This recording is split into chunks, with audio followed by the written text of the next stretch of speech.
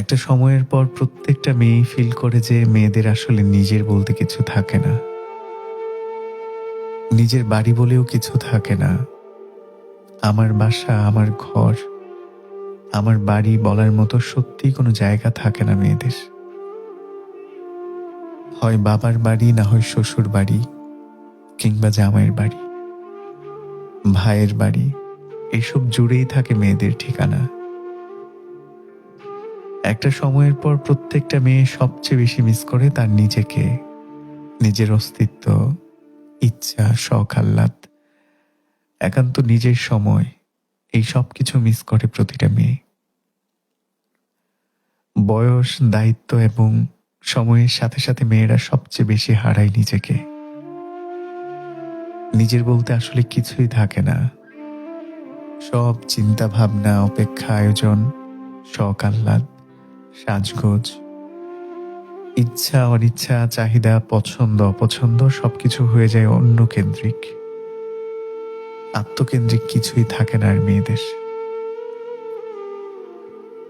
সব মেয়ে হয়তো সংসারী হতে চায় না, তবে তবে গড়ে বেশিরভাগ মেয়েই চায় তার একটা সুন্দর সংসার থাকুক, নিজের ঘর হবে, যে ঘর সংসারের প্রতিটা কোণায় থাকবে নিজের হাতের স্পর্শ।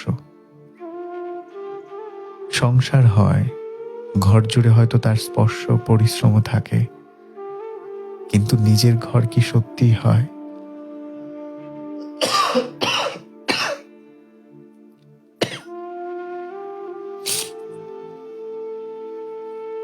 হয় না। গোটা একটা জীবন কেটে যায় ঘর সংসারের পেছনে শ্রম দিতে দিতে, তবুও আমার ঘর বলার মতো একটা নিজের জায়গা মেয়েদের থাকে না। মেয়েদের এই আক্ষেপ গোছানো যায় না কিছুতেই। একটা সময়ের পর মেয়েদের জীবন জুড়ে শুধু বাঁচার আয়োজন থাকে অন্যের জন্যে। কোনো অভিযোগ ছাড়া ঘরে বাইরে হাসি মুখে সবকিছু সামলাতে সামলাতে নিজের চেহারাটা রোজ একবার আয়নায় দেখতেও ভুলে যায় কেউ কেউ। স্রোতের সাথে গা ভাসিয়ে দিয়ে জীবন কাটাতে কাটাতে মাঝে মধ্যে মাঝরাত্রিরে ঘুম ভেঙে অন্ধকারে চোখ পড়তেই বুকের ভেতর কেমন হু হু করে ওঠে।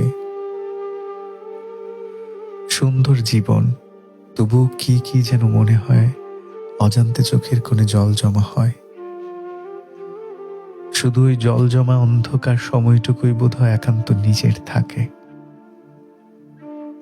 সেই সময়ের সঙ্গী আর কেউ হয় না। আক্ষেপ নিয়ে কেউ কেউ ভাবে, আমি কি আমাকে ফিরে পাবো না কোনোদিন আর। বিড়বিড় করে কেউ কেউ বলে যায়, একদিন আমার একটা ঘর হবে, একদিন আমি শুধু আমার নিজের জন্য বাঁচব। আমি আমাকে ফিরে পেতে চাই। জীবন তবু কেটে যায় তার নিয়মে অনিয়মেই। জীবন তবু কেটে যায় তার নিয়মে অনিয়মেই।